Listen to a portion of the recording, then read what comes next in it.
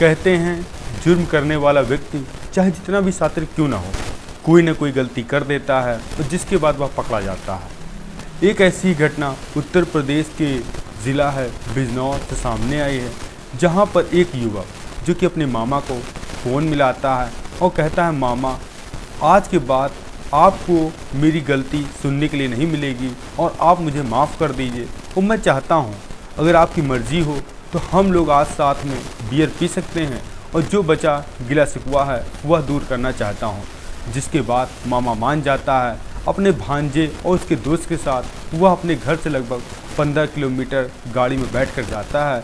उसके कुछ ही देर बाद भांजा अपने मामा को 2 गोली मारता है और मौत की घाट उतार देता है और उसके बाद वहाँ से वह भाग जाता है। उसको कहीं ना कहीं ये लग रहा था कि अब वह पकड़ा नहीं जाएगा, मगर एक गलती से वह पकड़ा गया और जब पुलिस ने इस पूरे मामले का खुलासा किया तो एक ऐसा सच निकल कर सामने आया है जो कि काफ़ी हैरान कर देने वाला है। आखिर उस भांजे ने अपने मामा का कत्ल क्यों किया? बहुत सारे सवाल हैं, बहुत सारे जवाब हैं, इसीलिए इस कहानी के अंत तक जरूर बने रहें। आप सभी दोस्तों को नमस्कार, मेरा नाम रवि है। मैं आशा उम्मीद करता हूँ आप लोग बहुत अच्छे होंगे। अगर आप हमारे चैनल पर पहली बार आए हैं तो चैनल को हमारे सब्सक्राइब कर लीजिए, जैसा कि आपके बीच ऐसी क्राइम की घटना आती रहें। ये सच्ची घटना चालू होती है उत्तर प्रदेश का ज़िला है बिजनौर और बिजनौर से लगभग 20 किलोमीटर दूर एक जंगल इलाका है जिसका नाम है अशरगरपुर। वहीं के पास में ही एक खेत है जहां पर किसान काम कर रहा था, अपनी फसल काट रहा था और उसके खेत से लगभग 200 मीटर दूर वहीं पर घना जंगल है और वो तारीख थी 27 अप्रैल 2025 की शाम के तकरीबन 7 बज रहे थे। तभी एक बाइक सवार जिसमें 3 युवक बैठे हुए उसी जंगल की ओर जा रहे थे, उस शख्स की निगाह पड़ी तो उसको कहीं ना कहीं लग रहा था कि हो सकता है कि ये लोग पार्टी करने जा रहे थे। और आधे घंटे बाद वहाँ पर 3 गोलियों की आवाज़ सुनाई पड़ती है, जिसके बाद उस किसान को लगता है ऐसा तो नहीं यहाँ गोलीबारी की जा रही है। तभी वह इन सब चीज़ों को इग्नोर करता है, अपना काम करने लगता है और देखता है 10 मिनट बाद 2 युवक गाड़ी से बहुत तेज़ ही दिशा में वह भाग रहे हैं गांव की ओर। अब वह किसान पहले तो उसको शक होता है ऐसा तो नहीं जो 3 शख्स गए थे जिसमें से एक शख्स कहाँ गया है और 2 ही लोग क्यों जा रहे हैं, ऐसा तो नहीं कोई सामान लेने जा रहे हैं। तभी वह किसान अपना काम तमाम करता है और फिर उधर जंगल के ही बगल में एक नदी बह रही थी, वहाँ पर जाता है पैर हाथ धुलने के लिए और जैसे ही वह नदी की ओर बढ़ता है देखता है एक युवक की लाश पड़ी है और ऐसा लगता है उसको गोली मारी गई है। जिसके बाद वह किसान पुलिस को फ़ोन करता है और बताता है कि सर यहाँ पर जंगल में एक युवक का कत्ल कर दिया गया है और 2 लोग बाइक से भागे हैं और कुछ देर पहले ही तीनों लोग एक ही बाइक पर बैठ कर आए थे। अब पुलिस मौका वारदात पर तुरंत पहुँचती है और उस किसान से हर चीज़ बारीकी से पूछती है तो पता चलता है कि जो मरने वाला शख्स है या उन लोगों के साथ ही आया था। अब पुलिस उस लाश को पोस्टमार्टम के लिए भिजवाती है और पता लगाने की कोशिश करती है कि यह शख्स मरने वाला कौन है और जिसने कत्ल किया वो लोग कौन हैं। अब पुलिस उस सड़क के आसपास जितने भी गांव थे और जहां कहीं भी सीसीटीवी फुटेज लगे थे सबको खंगाला जाता है और पुलिस की मेहनत रंग लाती है और पता चलता है कि लगभग 6:30 बजे वही तीनों युवक उस सड़क से जंगल की ओर जा रहे थे, जिनका चेहरा बिल्कुल साफ है। तभी पता चलता है जो गाड़ी चला रहा है वह जो पास का ही एक इलाका है ढोलकियान, वहाँ का रहने वाला है जिसका नाम है मेहरबान और जो बाइक के पीछे बैठा है उसका नाम है अमर, जो कि उसी गांव का रहने वाला है। पुलिस दोनों के गांव पहुंचती है, वहां पता लगाने की कोशिश करती है मेहरबान अमर कहां है तो पता चलता है वह घर पर नहीं है, कहीं फरार हैं। अब पुलिस वाले अपने मुखबिर एक्टिव करते हैं और जो मेहरबान का फ़ोन नंबर लेते हैं उसको सर्विलांस पे लगाते हैं। अगले दिन दोपहर को मेहरबान अमर पकड़े जाते हैं और जब पुलिस को देखकर वो भागते हैं, पुलिस पर वो फायरिंग करते हैं तो पुलिस भी जवाबी फायरिंग करती है, जिसमें से मेहरबान के पैर के घुटने में गोली लगती है, जिसके बाद वह गिर जाता है और पुलिस उसको पकड़ती है और अमर को भी वहाँ से दबोच लिया जाता है। दोनों को पुलिस वाले थाने लेकर आते हैं और अमर से पूछते हैं तुमने उस शख्स का कत्ल क्यों किया है? तभी अमर कहता है कि मुझे सर, मेरे दोस्त है मेहरबान, इसने कहा था कत्ल करने के लिए, मैंने उसी के कहने पे किया है और ज़्यादा जानकारी आपको मेहरबान ही देगा कि आखिर उसने यह कत्ल क्यों कराया। अब मेहरबान से पूछा जाता है कि तुमने इस शख्स का कत्ल क्यों किया है या कहाँ का रहने वाला है? तभी मेहरबान बताता है यह शख्स कोई और नहीं है जो कि मेरे रिश्ते में मामा है, मैंने ही अपने मामा को मौत के घाट उतारा है। अब पुलिस वाले पूछते हैं क्या वजह ऐसी थी कि तुम्हें अपने मामा का कत्ल करना पड़ा? तभी मेहरबान बताता है आज से लगभग 7 साल पहले जो कि मेरे मामा हैं फ़ारूक, उनका निकाह होता है गाज़ियाबाद की रहने वाली जिसका नाम था अमरीन, और सब कुछ ठीक ठाक चल रहा था। शादी के 2 साल बाद जो मेरे मामा थे, एक उनके वहाँ बेटा जन्म होता है और उसके 1 साल बाद बेटी का जन्म होता है।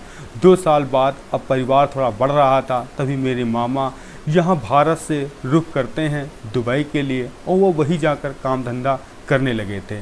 और जो मेरा घर था मेरे मामा से लगभग 20 मीटर की दूरी पे था और जो कि मैं फेरी लगाने का काम करता था।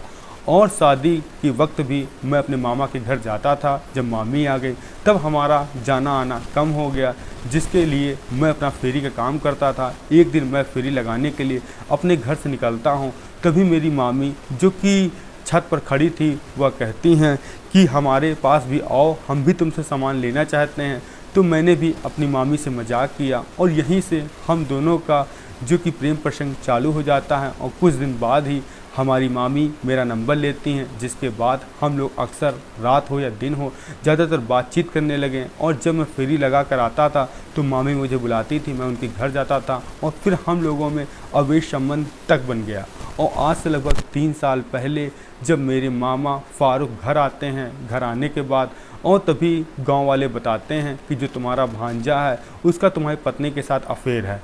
एक दिन मेरे मामा मामी से कहते हैं मैं बाज़ार जा रहा हूं कुछ काम से और मैं शाम तक लौट आऊंगा, और जिसके लिए वह मेरी और मामी की रेकी कर रहे थे। और जब मैं अपनी मामी के घर में घुसता हूं और दोपहर में ही मेरे मामा आ जाते हैं और हमें और अपनी पत्नी को अवैध संबंध में देखते हैं, आपत्तिजनक हालत में देखते हैं। इसके बाद वह मुझे काफ़ी डांटते हैं, फटकारते हैं, यहाँ तक कि अपनी पत्नी को मारते हैं और कहते हैं आज के बाद तुम मेरे भांजे से नहीं मिलोगी, अगर तुमने मिला तो मैं तुमको घर से भगा दूंगा, तुम्हें तलाक दे दूंगा।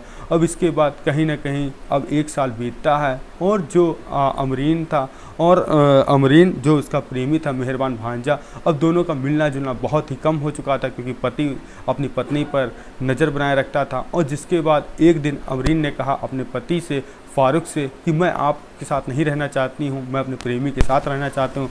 इसके बाद जो फ़ारूक ने अपनी पत्नी को और मारा, अत्यधिक गाली गलौज दिया और उसको हिदायत दी और कहा कि तुम्हारे मायके वालों को बुलाऊंगा और उनसे तुम्हारी करतूत के बारे में बताऊंगा। अमरीन कहीं ना कहीं परेशान थी तो उसने अपने प्रेमी मेहरबान को फ़ोन मिलाया और कहा कि अब बहुत हो गया है, अब मैं अपने पति के साथ नहीं रहना चाहती हूँ क्योंकि वह मुझे मारता है, पीटता है और तुमसे मिलने नहीं देता है और ना मेरे शौक़ के लिए पैसे देता है। अब तुम कुछ भी करो, मेरे पति को रास्ते से हटाओ। अब जो मेहरबान था वह कहीं ना कहीं अपनी प्रेमिका की बातों पर आता है और कहता है कि अगर तुम्हारे पति को मैं रास्ते से हटाऊंगा उसके लिए मुझे पैसे चाहिए, वो तो पैसे मेरे पास है भी नहीं, तो मैं करूं तो क्या करूं। तभी अमरीन कहती है तुम पैसे की चिंता मत करो, मैं तुम्हें अंगूठी दे रही हूँ, जंजीर दे रही हूँ, जिसके बेचने के बाद तुम पैसों का इंतजाम करो, मेरे पति की सुपारी दो और इस ढंग से कत्ल करवाना जैसा कि हम लोगों पर आरोप ना आए। उसके बाद हम और तुम मिलकर शादी कर लेंगे, किसी को कुछ पता भी नहीं चलेगा और आगे की ज़िंदगी आसान हो जाएगी।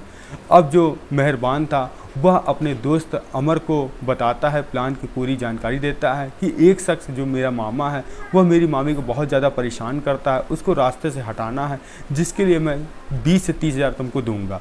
अब दोनों मिलकर एक असलहे का इंतज़ाम करते हैं और 27 अप्रैल 2025 को जो मेहरबान था वह अपने मामा को फ़ोन करता है और कहता है मामा आज के बाद आपको कोई शिकायत का मौका नहीं मिलेगा और जो मामी से मेरा मिलना जुलना है मैं सब बंद कर रहा हूँ। मैं चाहता हूँ आज आप मेरे साथ आकर बैठिए और मैं आपको बियर पिलाना चाहता हूं और जो कि गिला शिकवा जितने होंगे आज सब दूर हो जाएंगे। मैं चाहता हूं कि आप अपनी ज़िंदगी जिए, मैं अपनी ज़िंदगी जीता हूं। मामा कहीं ना कहीं उनको था कि उनका भांजा गलती स्वीकार रहा है, क्यों ना एक बार चलकर उसके साथ बैठना चाहिए और जो मसला चल रहा उसमें पूरा सलूशन ढूंढना चाहिए। अब जो मेहरबान था वह अपने दोस्त अमर के साथ पहुँचता मामा के घर, मामा को गाड़ी में बैठालता है, 20 किलोमीटर दूर अपने गाँव से ले जाता है जंगल पर। वहीं पर तीनों बैठकर बियर पीते हैं। इसके बाद मामा उसका कुछ समझ पाता, अमर पहली गोली अपने मामा पर चलाता है, वह मिस हो जाती है और फिर 2 गोली अमर उसका दोस्त मारता है, जिसके बाद मौका वारदात उसकी मौत हो जाती है और फ़ौरन फिर वो लोग वहाँ से भागते हैं। मगर किसान काम करने वाला जो खेत पे था वह देखता है कि 3 युवक कुछ घंटे पहले आए थे और जो जा रहे हैं तो 2 युवक ही जा रहे हैं, एक युवक पता नहीं कहाँ गया है। जब अपने खेत से निकलता है, नदी की ओर बढ़ता है, देखता है कि युवक की लाश पड़ी है और तब पता चलता है मामी के अवैध संबंध में भांजे ने अपने मामा का कत्ल किया है।